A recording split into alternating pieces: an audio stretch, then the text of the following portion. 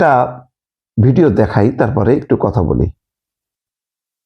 আওয়ামী লীগের কার্যালয়গুলো খোলা হচ্ছে এবং আওয়ামী লীগকে প্রশ্রয় দেওয়া হচ্ছে, আমরা মনে করি এটা অটোমেটিক ভাবে হচ্ছে। এটা অবশ্যই এই নতুন সরকারের প্রশাসনে এবং সরকারি দলের প্রশ্রয় এটা হচ্ছে, তাদের কাছ থেকে গ্রিন সিগন্যাল ছাড়া আওয়ামী লীগ এটা করার সুযোগ বা সাহস পেত না।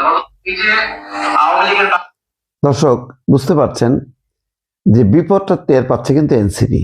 কারণ আওয়ামী লীগের কার্যালয় বিভিন্ন পত্রিকার খবর অনুযায়ী 10টি জেলায় ইতিমধ্যে খুলেছে, এবং যেহেতু বিএনপি এখন নমনীয়, বিএনপি এটা ফোকাস না, কিন্তু সরকারের এখন যে নীতিটা তাতে অফিসিয়ালি বলবে না, যেহেতু কার্যক্রম নিষিদ্ধ, ফলে আওয়ামী লীগের দলীয় কার্যালয় খোলা মানে তার তৎপরতাটাকে অ্যালাউ করা। তো দেখলাম একটা থানার ওসি বলছে যে এরকম তো খোলার কথা না, আচ্ছা আমরা তদন্ত করছি। কিন্তু এটাও একটা কৌশল, হয়তো সরকার বাধা দেবে না। আবার এই যে বিভিন্ন জায়গায় যখন নাকি অফিসগুলি খোলা হবে, তখন তীব্রভাবে প্রতিবাদ বিক্ষোভ হবে, সেটাও কিন্তু করাটা মুশকিল। দুইটা কারণে মুশকিল। মুশকিলটা হচ্ছে জামাত এবং বিএনপি দুই দলই কিন্তু তৃণমূলে আওয়ামী লীগকে কথা দিয়েছে যে তোমরা আমাকে ভোট দাও, আমরা তোমাদেরকে বাধা দেব না, নির্বাচনের পর স্বাভাবিক হয়ে যাবে। এখন সেই কথা অনুযায়ী কিন্তু তারা কার্যক্রম করছে। এখন আপাতত বিএনপি এবং জামাত একটু বেকায়দায় পড়েছে, যদিও সবচেয়ে বেশি বেকায়দা হয়তো বিএনপি, কারণ বিএনপি স্টেপ নিচ্ছে না। জামাত এখন হয়তো অস্বস্তির মধ্যে আছে, তারা কথা দিয়েছে সত্য, কিন্তু এখন তো তারা সরকারি দলে নেই, ফলে তারা এখন আওয়ামী লীগকে অ্যালাউ করবে কেন? আর আওয়ামী লীগকে অ্যালাউ করা মানে হচ্ছে বিএনপির চেয়ে সবচেয়ে বেশি বিপদে পড়বে জামাত ইসলাম। এবং এই কারণে হয়তো বিএনপি আস্তে করে বলছে যে এখন আওয়ামী লীগের কার্যালয় খুলুক, এবং আওয়ামী লীগের সঙ্গে জামাতের ঝামেলা যত বাড়তে থাকবে তারা একটা সেফ সাইডে থাকবে। অর্থাৎ এখন জামাত এবং এনসিপি দুই দলের জন্যই কিন্তু এখন আওয়ামী লীগ একটা ফ্যাক্টর। বিএনপির কাছে পৌঁছাতে গেলে তার আগে আওয়ামী লীগকে মোকাবেলা করতে হবে, এবং আওয়ামী লীগ জানে যে এই সরকার পতনের আন্দোলনে সবচেয়ে বেশি সোচ্চার ছিল জামাত এবং এনসিপি। জামাত আর এনসিপিকে অবশ্য তারা একটা শক্তি মনে করে, তারা মনে করে এটা একটা মৌলবাদী উগ্রবাদী শক্তি। ফলে বিপদের দিক থেকে সবচেয়ে বিপদে আছে এনসিপি। এনসিপি সাংগঠনিকভাবে তেমন শক্ত কোনো পজিশন নেই, তাদের বিভিন্ন পকেটে পকেটে কিছু জনসমর্থন আছে, কিন্তু যেখানে অল্প বিস্তর জনসমর্থন আছে সেই জায়গায় কিন্তু ঝামেলা হবে এই যে আওয়ামী লীগের তোপের মুখে এনসিপি আরো কোণঠাসা হয়ে যাবে। এবং আওয়ামী লীগ যদি তাদের উপরে যে নিষেধাজ্ঞা আছে সেই নিষেধাজ্ঞা যদি উঠানো যায় বা উঠে যায়, কার্যক্রম নিষিদ্ধ এই ফর্মুলাটা বা এই বিধানটা যদি উঠে যায়, তাহলে আগে বিপদে পড়বে এনসিপি, তারপরে বিপদে পড়বে হচ্ছে জামাত। এমন হইতে পারে পরে এই দুই বিপদ প্রোটেকশনের জন্য তখন বিএনপির পতাকা তলে হাজির হইতে পারে।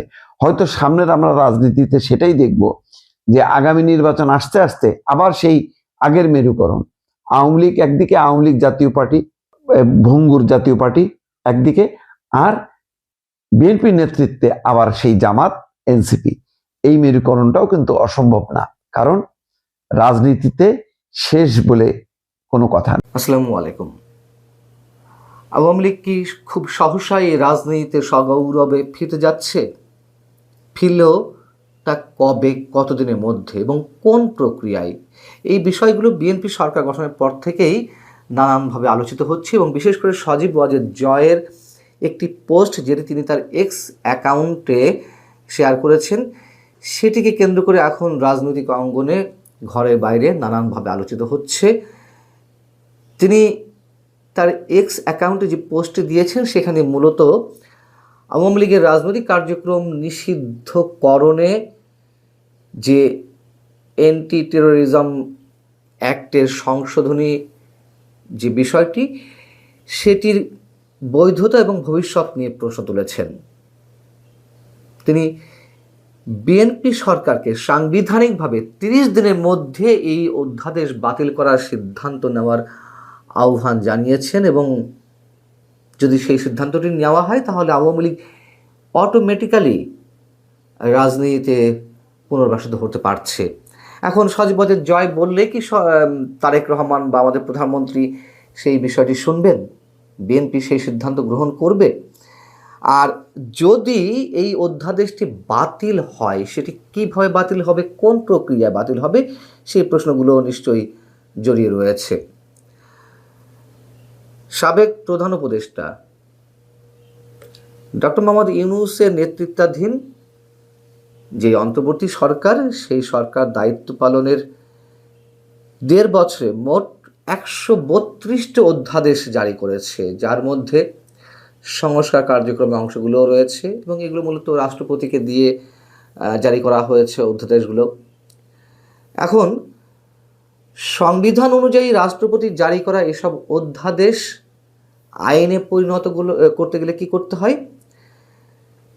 এই অধ্যাদেশগুলো জাতীয় সংসদ যেদিন থেকে বসবে বা জাতীয় সংসদের যে প্রথম অধিবেশন, সেই অধিবেশন বসার 30 দিনের মধ্যে এগুলোকে অনুমোদন দিতে হবে, আইনে রূপান্তর করতে হবে। না হলে এই অধ্যাদেশগুলো স্বয়ংক্রিয়ভাবে বাতিল হয়ে যাবে। এদিকে একথাও তো আমরা জানি যে 132টা অধ্যাদেশ জারি করা হয়েছে ডক্টর মোহাম্মদ ইউনূসের সরকারের সময়।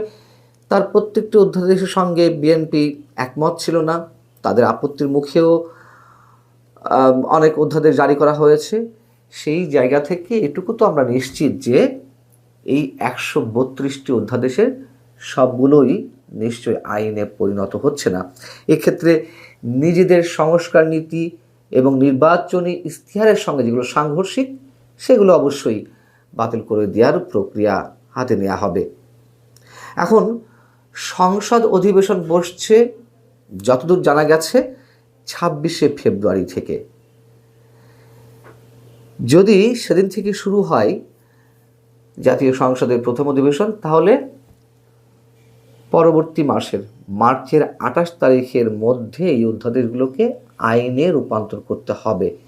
যেগুলো আইনে পরিণত হবে না, সেগুলো 28 তারিখের পর বাতিল হয়ে যাবে। তো সেই জায়গা থেকে আওয়ামী লীগকে সন্ত্রাস বিরোধী আইনের সংশোধনী ধারায় যে নিষিদ্ধ করা হলো আওয়ামী লীগের রাজনৈতিক কার্যক্রম, তাহলে আমরা এটুকু চোখ বুঝে চোখ বন্ধ করে বলতে পারি, বিএনপি যদি এ ধরনের কোনো কার্যক্রম না নেয়, আওয়ামী লীগের রাজনৈতিক কার্যক্রম নিষিদ্ধের বিষয়টি বহাল রাখার, তাহলে আর খুব বড় জোর 1 মাস 10 দিনের মধ্যে আওয়ামী লীগ তার পূর্ণ রাজনৈতিক কার্যক্রমে অংশ নিতে পারছে। আর যদি বিএনপি নেয় তাহলে কি হবে? যদি আইনে পরিণত হয়, তাহলে আওয়ামী লীগ আজীবনের জন্য, যতদিন না পর্যন্ত আবার নতুন আইন করে আওয়ামী লীগকে ফিরিয়ে না আনা যায়, সেই পর্যন্ত আওয়ামী লীগ নিষিদ্ধ থাকবে। বিএনপি কি সেই ঝুঁকি নিবে? জয় কি বলেছেন তার পোস্টে, একটু পড়ে শোনায় আপনাদেরকে। জয় তার পোস্টে এক জায়গায় বলছেন, যদি বিএনপি নেতৃত্বাধীন সরকার এই অধ্যাদেশকে অনুমোদন করে, তাহলে এটি অন্তর্বর্তী সরকারের অ্যান্টি টেরোরিজম আইনের অপব্যবহারকে সমর্থন করবে, যা গণতন্ত্রকে ক্ষুণ্ণ করবে এবং আওয়ামী লীগকে রাজনৈতিক ও নির্বাচনী প্রক্রিয়া থেকে স্থায়ীভাবে বাদ দেওয়ার পথ প্রশস্ত করবে। এতে রাজনৈতিক দল নিষিদ্ধকরণের অসাধারণ ব্যবস্থা স্বাভাবিক হয়ে যাবে, তিনি বলছেন। আর অন্যদিকে যদি নবগঠিত সরকার অধ্যাদেশকে অনুমোদন না করে, তাহলে এটি অন্তর্বর্তী সরকারের শত্রুতাপূর্ণ দৃষ্টিভঙ্গি থেকে দূরে সরে আসার ইতিবাচক পদক্ষেপ হবে এবং অধিকার সম্মত সংকীর্ণ অ্যান্টি টেরোরিজম ফ্রেমওয়ার্ক পুনরুদ্ধার করবে। এটি মনে করার কোনো কারণ নেই যে বিএনপি এদিকে পা দেবে। আমরা মোটামুটি এই পর্যায়ে এসে এটুকু নিশ্চিত করে বলতে পারি। এবং এটা তো ঠিক যে বিএনপি কখনোই আওয়ামী লীগ একটি নির্বাহী আদেশের মাধ্যমে তার রাজনৈতিক কার্যক্রম বন্ধ থাক বা বন্ধ করতে চায়নি, বা কোনো রাজনৈতিক দলকেও নিষিদ্ধ করতে চায়নি। এমনকি আন্তর্জাতিক বিভিন্ন গণমাধ্যমে দেওয়া সাক্ষাৎকারে তারেক রহমান তিনি নিজে একাধিকবার কথা বলেছেন যে তিনি কোনো রাজনৈতিক দলকে নিষিদ্ধ করার পক্ষে নন। আর যদি তিনি অন্য কোনো রাজনৈতিক দলকে নিষিদ্ধ করার পক্ষে থাকেন, তাহলে একসময় বিএনপিকেও সেই ফাঁদে পড়া লাগতে পারে, স্পষ্টভাবে তিনি বলেছেন। এমনকি বলেছেন যে সজীব ওয়াজেদ জয় বা সাইমা ওয়াজেদ পুতুল, দেশে মানুষ চাইলে তারা দেশে ফিরে এসে রাজনীতি করতে পারবে।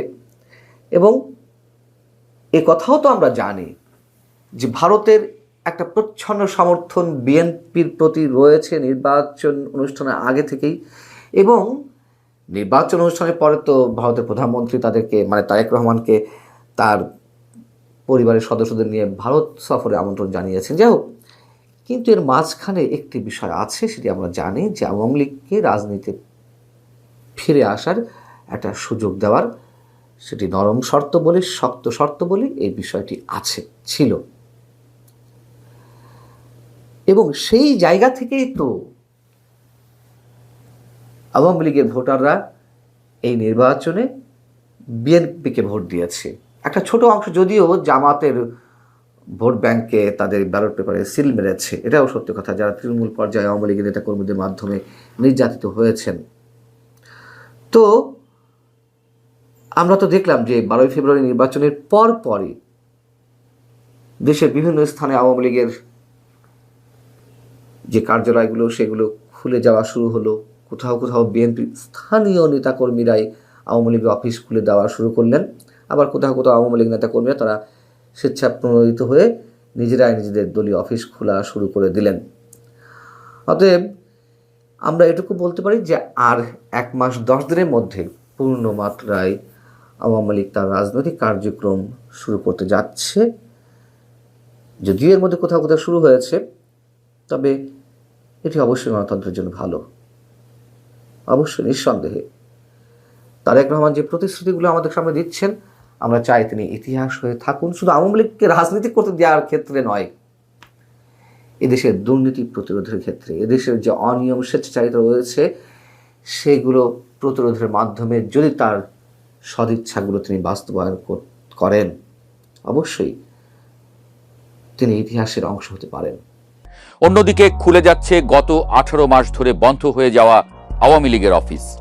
ঝুলছে শেখ মুজিব এবং শেখ হাসিনার ছবি, উঠছে জাতীয় পতাকা, সাথে সেই স্লোগান জয় বাংলা। 12 তারিখের ভূমিধস জয়ের পরদিনই পঞ্চগড় সদর উপজেলায় এক আওয়ামী লীগ অফিস খুলে দিয়ে আলোচনায় আসেন এক বিএনপি নেতা।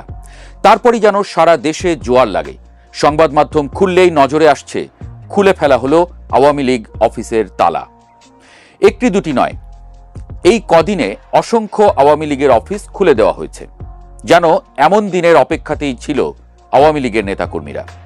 তারেক রহমান আসবেন, জিতবেন, তারপর খুলে দেবেন বন্ধ দরজা। প্রশ্ন উঠেছে, বিএনপির এই বিপুল জয়ের পর কোন সাহসে এমন করছে আওয়ামী লীগ? অনেকে বলছেন সরকার গঠন ঠিকই করেছে বিএনপি, কিন্তু তাতে ঘাম আছে সেই প্রান্তিক আওয়ামী লীগের কর্মীটারও। তাই বিএনপি এখন সেই দেনা শোধ করছে। বর্তমানে জামায়াত এনসিপি জোট যে বিএনপির সবচেয়ে বড় বাধার নাম, সেটা যে কেউ বুঝতে পারছেন। শপথ অনুষ্ঠানেও হয়ে গেল এক পশলা গল্প। এই বাধা ঠেকিয়ে বিএনপি যে সামনের দিনগুলো আরামে কাটাতে পারবে না, সেই পূর্বাভাস দিচ্ছেন বিশ্লেষকরা। এই জামায়াত এনসিপি পাহাড়কে সামাল দিতে বিএনপির দরকার প্রচুর অভিজ্ঞ হাত। 17 বছর ক্ষমতার বাইরে থেকে বিএনপি এখন কতটা সামাল দিতে পারবে সেটা হয়তো সময়ই বলে দেবে। গোপনে কিংবা প্রকাশ্যে জামায়াত এই 17 বছর সে বিষয়ে হাত পাকা। তাই এই অভিজ্ঞ প্রতিপক্ষের বাড়িতে গিয়ে শুভেচ্ছা নিয়ে আসলেই যে বরফ গলবে না, সেটা বোঝা গেছে ইতোমধ্যেই। আর বিএনপি খুব ভালো করেই জানে তাদের উপর এবার ভর করেছিল আওয়ামী লীগের ভোটারদের হাত। দায় শোধের ব্যাপারটাও আছে। তাছাড়া জামায়াত ঠেকাতে এসব অভিজ্ঞ হাত পাগলেও ছাড়তে চাইবে না। এই যুক্তিতে আওয়ামী লীগের অফিস খুলে দেওয়া বা তাতে আপত্তি না জানানো বিএনপির জন্য বেশ ভালো সিদ্ধান্তই বলছেন বিশ্লেষকরা। দৃশ্যপটটা একটু গভীরভাবে ভাবুন। খুলনার রূপসা কিংবা সোনাডাঙ্গা এলাকার চিত্র। দীর্ঘ 1.5 বছর ধরে যে শার্টার নামানো ছিল, যে তালাটিতে জং ধরে গিয়েছিল, হঠাৎ করেই সেখানে প্রাণের সঞ্চার। খুলনায় যখন আওয়ামী লীগের কার্যালয়টি খোলা হলো, তখন আশেপাশের মানুষের চোখে মুখে ছিল অবিশ্বাস। 18 মাসের ধুলো জমে থাকা মেঝেতে যখন ঝাড়ু পড়ল, তখন ধুলোর মেঘে যেন পুরনো সেই রাজনৈতিক উত্তাপ ফিরে এলো। শুধু খুলনা নয়, চট্টগ্রামেও একই দৃশ্য। সেখানে তো রীতিমতো ঘটা করে সাইনবোর্ড টাঙানো হয়েছে। এতদিন যেসব সাইনবোর্ড লোকচক্ষুর আড়ালে ছিল কিংবা ক্ষোভের আগুনে পুড়ে গিয়েছিল, সেখানে চকচকে নতুন প্যানোফ্লেক্স। চট্টগ্রামের বেশ কয়েকটি থানা এলাকায় স্থানীয় আওয়ামী লীগ নেতারা জড়ো হয়েছেন। তবে চমকপ্রদ তথ্য হলো, এই জড়ো হওয়ার পেছনে কোথাও কোথাও স্থানীয় বিএনপি নেতাদের পরোক্ষ ইন্ধন বা মৌন সম্মতি কাজ করেছে। রাজনীতিতে শেষ কথা বলে কিছু নেই, সেটা এই দৃশ্যগুলোই আরেকবার প্রমাণ করে। তবে সব জায়গায় চিত্রনাট্য কিন্তু এক নয়। দেশের উত্তরাঞ্চল এবং ঢাকার আশেপাশের কিছু জেলায় ঘটেছে উল্টো ঘটনা। যখনই আওয়ামী লীগের কর্মীরা অফিসের তালা খোলার চেষ্টা করেছেন, তখনই স্থানীয় জনতা বা বিক্ষুব্ধ ছাত্ররা তেড়ে এসেছে। কিছু জায়গায় ধাওয়া পাল্টা ধাওয়ার ঘটনাও ঘটেছে। 21 টিভি এবং বিভিন্ন সংবাদ মাধ্যমের ফুটেজে দেখা গেছে 3টি জেলায় প্রবল প্রতিরোধের মুখে পিছু হটতে বাধ্য হয়েছে আওয়ামী লীগ। সাধারণ মানুষ স্লোগান দিয়েছে, খুনিদের আস্তানা এই বাংলায় হবে না। কিন্তু কৌতূহল জাগানিয়া বিষয় হলো, যেখানে যেখানে বিএনপি শক্তিশালী বা বিএনপির স্থানীয় নেতৃত্ব শক্ত অবস্থানে, সেখানেই আওয়ামী লীগ অফিস খুলতে পেরেছে নির্বিঘ্নে। আর যেখানে এখনো ছাত্র জনতার প্রভাব বেশি, সেখানে তালা খুলতে গিয়েও ফিরে আসতে হয়েছে। অর্থাৎ সমীকরণটা পরিষ্কার, বিএনপির গ্রিন সিগন্যাল ছাড়া এই তালা খোলার সাহস কারোরই নেই। এখন প্রশ্ন হলো, এই গ্রিন সিগন্যাল কেন? বিশ্লেষকরা বলছেন, গত 1.5 বছরে বিএনপি খুব ভালোভাবেই বুঝেছে যে মাঠের রাজনীতিতে তাদের একক আধিপত্য থাকলেও মিত্র হিসেবে জামায়াত বা এনসিপি জোট ভবিষ্যতে তাদের জন্য গলার কাঁটা হয়ে দাঁড়াতে পারে।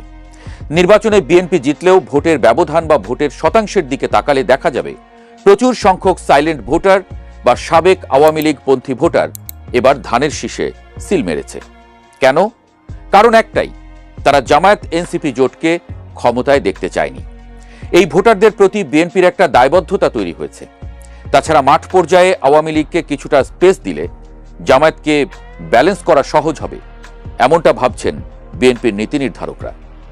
শত্রু যখন দুর্বল হয়, তখন তাকে পুরোপুরি শেষ না করে জিইয়ে রাখা রাজনীতির এক পুরনো কৌশল। এতে করে অন্য কোনো শক্তিশালী পক্ষ মাথাচাড়া দিয়ে উঠলে তাদের দমাতে এই দুর্বল শত্রুকে ব্যবহার করা যায়। পঞ্চগড়ের ঘটনাটি ছিল এই নাটকের ওপেনিং সিন। সেখানে এক বিএনপি নেতা নিজ হাতে আওয়ামী লীগ অফিসের তালা খোলার ব্যবস্থা করে দিয়েছেন। তিনি যুক্তি দেখিয়েছেন, আমরা রাজনৈতিক সহাবস্থানে বিশ্বাসী। এই একটি বাক্যই যেন সারা দেশে বার্তা ছড়িয়ে দিয়েছে। সিলেটের বিয়ানীবাজার বা কুমিল্লার প্রত্যন্ত অঞ্চলেও খবর আসছে, আওয়ামী লীগের কর্মীরা যারা এতদিন পলাতক ছিলেন বা এলাকা ছাড়া ছিলেন, তারা ফিরতে শুরু করেছেন। চায়ের দোকানে আবার বসছেন। আর তাদের এই ফিরে আসায় বাধা দিচ্ছে না স্থানীয় বিএনপি, বরং কিছু কিছু ক্ষেত্রে দেখা যাচ্ছে বিএনপির বিজয় মিছিলে দূর থেকে দাঁড়িয়ে হাত নাড়ছেন আওয়ামী লীগের কর্মীরা। এই অদ্ভুত সহাবস্থান বাংলাদেশের রাজনীতিতে বিরল। তবে কি 17 বছর ক্ষমতার বাইরে থেকে বিএনপি এতটাই পরিপক্ক হয়েছে যে তারা প্রতিহিংসার বদলে কৌশলী রাজনীতি বেছে নিল? নাকি এর পেছনে আছে অন্য কোনো গভীর আন্তর্জাতিক চাপ? সামাজিক যোগাযোগ মাধ্যমেও ঝড় উঠেছে। এক পক্ষ বলছে, এটা কি নতুন বাংলাদেশ, যেখানে স্বৈরাচারের দোসররা আবার মাথাচাড়া দিচ্ছে? আর এক পক্ষ বলছে, এটাই গণতন্ত্র, সবাইকে রাজনীতি করার সুযোগ দিতে হবে। ঢাকায় কেন্দ্রীয় কার্যালয় 23 বঙ্গবন্ধু এভিনিউয়ের সামনেও গত কয়েকদিন ধরে কিছু আনাগোনা লক্ষ্য করা যাচ্ছে। সেদিন কারা যেন আওয়ামী লীগের পতাকা নিয়েও হাজির। যদিও পুলিশি পাহারা আছে, কিন্তু 18 মাস আগের সেই থমথমে ভাবটা আর নেই। হকাররা আবার ফুটপাতে বসেছে, কৌতূহলী মানুষ উঁকি দিয়ে দেখছে। শোনা যাচ্ছে খুব শীঘ্রই হয়তো কেন্দ্রীয়ভাবে কোনো ঘোষণা আসতে পারে। তবে সেটা নির্ভর করছে তারেক রহমানের নতুন সরকারের প্রথম 1 মাসের গতি প্রকৃতির উপর। সরকার যদি শুরুতেই চাপে পড়ে, তবে হয়তো আওয়ামী লীগকে মাঠে নামার সুযোগ আরও বাড়িয়ে দেয়া হতে পারে, যাতে বিরোধীদের মনোযোগ ভাগ হয়ে যায়। আর যদি সরকার খুব শক্ত অবস্থানে থাকে, তবে হয়তো এই অফিস খোলার উৎসব কিছুদিন বন্ধও থাকতে পারে। 18 মাস পর আওয়ামী লীগের এই অফিস খোলার ধুম আসলে বাংলাদেশের রাজনীতির এক নতুন অধ্যায়ের ইঙ্গিত দিচ্ছে। এক সময় যারা একে অপরকে নিশ্চিহ্ন করতে চেয়েছে, আজ ক্ষমতার পালাবদলে যেন তারা একে অপরের পরিপূরক হয়ে উঠছে। যে বিএনপি কর্মীটি একসময় আওয়ামী লীগের হাতে মার খেয়েছিল, আজ সেই কর্মীটি হয়তো ভাবছে, থাক ওরা আসুক, জামায়াতকে ঠেকাতে ওদেরও দরকার আছে। এই মনস্তাত্ত্বিক পরিবর্তনই 2026 সালের নির্বাচনের পরবর্তী সবচেয়ে বড় চমক। রাজনীতিতে শেষ বলে কিছু নেই, আর বন্ধু বা শত্রু উভয়ই সময়ের প্রয়োজনে বদলে যায়। আপাতত তালা খুলেছে, ধুলো ঝেড়েছে, কিন্তু কাল কি হবে সেটা জানতে আমাদেরকে অপেক্ষা করতে হবে।